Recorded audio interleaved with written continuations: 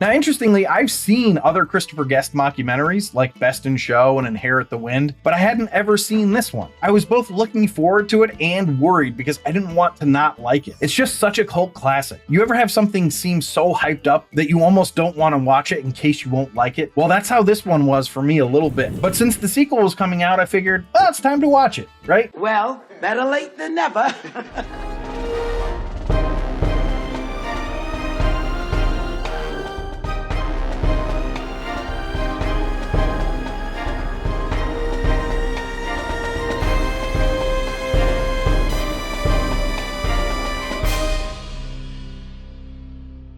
Welcome back to The Rank. I'm John. Now, for those of you who are new to the show or just have forgotten, I'm going to give you an agenda. So we start off with the potent notables, which are just a couple interesting facts or tidbits that I found out about the movie. Then we go into the movie overview, where I talk about what happened in the movie. And then we go into the rank, which is the namesake of the show, where I rank the movie on a scale of 1 to 5, 1 being the worst, 5 being the best, in 9 categories plus a laugh count. Now today, we're going to be ranking This Is Spinal Tap, the 1984 comedy starring Christopher Guest, Michael McKean, Rob Reiner, Harry Shearer, June Chadwick, Tony Hendra, and Bruno Kirby, written by Christopher Guest, Michael McKean, Harry Shearer, and Rob Reiner, and directed by Rob Reiner. Now, if you're enjoying these rankings or just like the idea of getting a review of a comedy based on it being a comedy, please consider subscribing and or following, like it, leave comments. You can also send emails to me at info@therankpodcast.com, which I will respond to with comments, suggestions, questions, whatever. And if you super duper like it, consider becoming a patron on our Patreon site at patreon.com/therankpodcast. Now, the reason I'm doing This Is Spinal Tap is because Spinal Tap 2 came out this past weekend, and since I have a young baby, I'm not going to the theaters. So next best option is to rank the 40-year-old original. Just so you know, there probably will be spoilers. This movie is 41 years old. I'm sorry. You should watch it, I guess. But let's dive into the potent notables. Potent notables. So as always, we start the potent notables with the box office info. This Is Spinal Tap made $4.6 million domestically and $100,000 internationally during its initial release in 1984. And then it had subsequent re-releases that have pushed the domestic total to $5.8 million and the international to $176,000, giving it a worldwide total of $6 million. And this was all against a budget of $2.5 million. Now, despite becoming a modest box office success, cult classic, and long-term home video and merchandise earner, the creators of This Is Spinal Tap, Rob Reiner, Christopher Guest, Michael McKean, Harry Shearer, earned almost nothing from the film for decades due to a poor rights deal with rights holder Vivendi and its subsidiaries. In the years following the film's 1984 release, they reportedly received just $98 in music royalties and $81 in merchandising revenue, which is bananas. So a lengthy legal battle over profits and ownership began in 2016 and concluded with a settlement in 2020, finally allowing the creators to regain control of the rights and paving the way for the sequel that came out this past weekend over 41 years later. So pretty wild. So Harry Shearer, Rob Reiner, Christopher Guest, and Michael McKean, they were actually given $10,000 to write a script. They made a 20-minute version of the film to better demonstrate the improvisation they had in mind, and several scenes from the demo are in the finished movie. Now, the actors are all actually competent musicians, and they're actually playing on the soundtrack. Rob Reiner originally was going to be one of the band members, but he ended up directing after Harry Shearer said he, quote, didn't look good in spandex for Rob. Now, in his memoir, Father Joe, Tony Hendra, who plays Ian, the band's manager, admits that he attempted suicide the night before the first day of filming. He credits the joy he experienced in making this film with bringing him back from his depression. So that's a heavy potent notable for you. We got 2 more. The rest will not be that heavy. Now, I just included this one because I thought it was funny. Several rock stars have commented on what an uncannily accurate spoof of the rock and heavy metal world this film was. Ozzy Osbourne said when he first watched the film, he was the only person who wasn't laughing. He thought it was a real documentary. U2 guitarist The Edge said, quote, I didn't laugh, I wept. It was so close to the truth. Marillion had 5 drummers in the space of a year between their first 2 albums, which guitarist Steve Rothery later admitted was, quote, like Spinal Tap. So apparently there was a lot of truth to this. Now, finally, in 2002, the Library of Congress deemed the movie culturally, historically, and aesthetically significant and selected it for preservation in the United States National Film Registry. This is Rob Reiner's first film to be selected, the second would be The Princess Bride in 2016. So those are all the potent notables. Let's dive into the movie overview. Now, interestingly, I've seen other Christopher Guest mockumentaries like Best in Show and Inherit the Wind, but I hadn't ever seen this one. I was both looking forward to it and worried because I didn't want to not like it. It's just such a cult classic. You ever have something seem so hyped up that you almost don't want to watch it in case you won't like it? Well, that's how this one was for me a little bit. But since the sequel was coming out, I figured, well, it's time to watch it, right? Well, better late than never.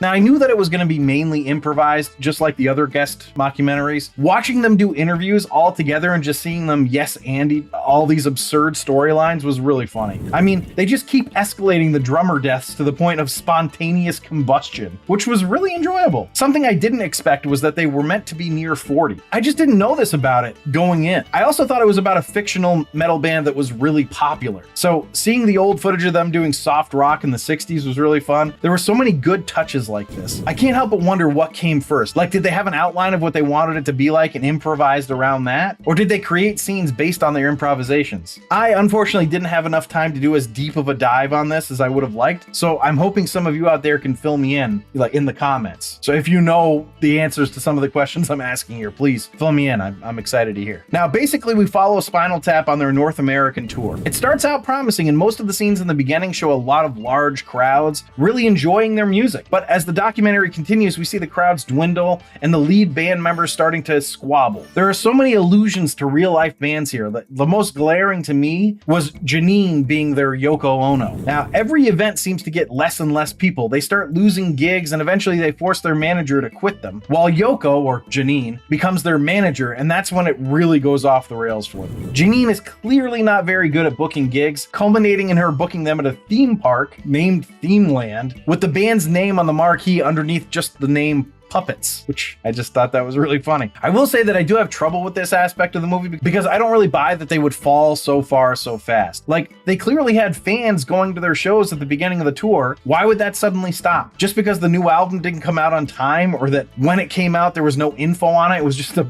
black cover, which was funny. I would assume their fans would go to their show regardless to hear the music, that they like. But whatever, it's meant to be silly. I don't want to act like this really bothered me that much because that's not the point. Now, eventually, David and Nigel, the lead singers of the band, the guys that write all the songs, are going to have a falling out while they're playing at an Air Force base, who were clearly not expecting a heavy metal band. This forces an existential crisis about how long the band should hang on and milk the rock and roll life. They're all ready to quit, but Nigel comes back and says they've sold really well in Japan. Their new Black album sold really well. So naturally, they immediately go back to milking it, and we end with them on tour in Japan. And at the end, Janine's still there and Ian is back as their manager. So even though it looks like all's well that ends well, they haven't learned from their mistakes. But that's the whole movie. Let's see how it ranked.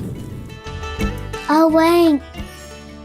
So the rank is where I rank the movie based on 9 categories: story, acting, originality, dialogue / writing, film coherence, joke relevance, character relatability, my rank, and then I have a laugh counter where I tally up the amount of times that the movie made me laugh. 1 point per laugh out loud gets added to the score. I rank it on a scale of 1 to 5, 1 being the worst, 5 being the best. Now, before I dive into the rankings, if you are enjoying these episodes, please leave a like down below. It really does help us out. But the first category is story, and I gave story a 3.5. I mean, it's the story of a band's North American tour that goes sort of off the rails and falls into abject failure. It's good. It's not great, it's not fantastic, but it's really good. So let's go to acting, which I gave a 4.5. I thought the acting was really impressive. This isn't an easy one to do. I mean, you're improvising a character and you have to stay true to it, right? And they did. I think Harry Shearer is the only one that felt a little off to me. Not bad or anything, just not great. And I'm not shitting on Harry, by the way. He's just explaining why it isn't a 5. So let's go to originality, which I did give a 5. I mean, I don't know if this is the first mockumentary, but it's the first one I've ever heard of. I think whenever you create or define a genre, that's pretty high originality. So let's go to dialogue / writing, which I gave a 4.25. Maybe writing shouldn't have a high score since most of it wasn't written, but considering it's dialogue also, I'm going to give it to them. Heck, maybe it should be higher because their ability to weave a cohesive story through improv like this is pretty amazing. Either way, it's really funny and impressive. So let's go to film coherence, which I gave a 3.75. There were areas that I thought didn't really make as much sense. The glaring one for me was the dwindling crowds as it continued. I mean, this isn't a band that nobody liked. They were getting crowds, so why did they suddenly stop getting crowds? I get that it was part of the story that it just keeps getting worse for them, but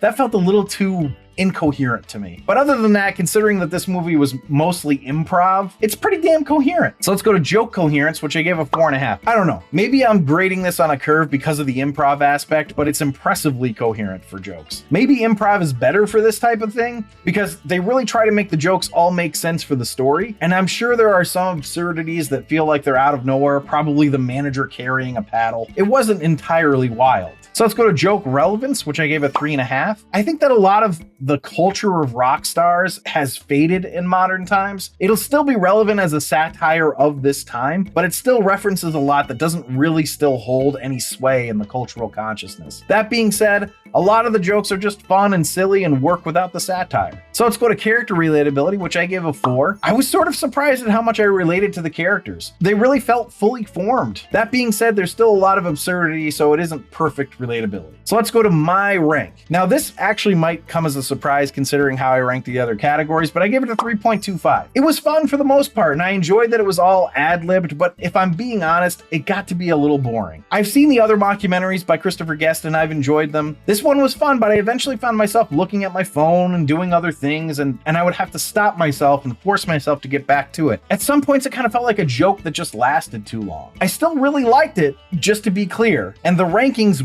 do bear that out. It's just my particular ranking might seem a little low. Anyway, it all really doesn't matter as long as it's a good laugh counter, right? And that's next. So the laugh counter, it got me 41 times, which is a really high laugh counter. So that puts the movie at a 77.25, which makes it an absolute masterpiece. Hey everyone, John Bot here. Human John seems to have forgotten his own rankings. Human brains are slow and prone to mistakes, so I understand. This comedy is not an absolute masterpiece. It is actually the meaning of life, which puts it into the top tier of comedies. So like I said, you know, my rank being somewhat lower doesn't really matter when it makes you laugh a bunch, right? So there you go. So thanks for listening and or watching. If you'd like to see a list of our comedy movie rankings, you can do that on our website at therankpodcast.com. Remember to subscribe, review, and comment. Please consider supporting us on our Patreon site at patreon.com/therankpodcast, where you can get access to all of our archived episodes. And again, if you liked it, please leave a like down below. It really does help us out and helps the show grow. But I'll let them say it. That's it. Good night.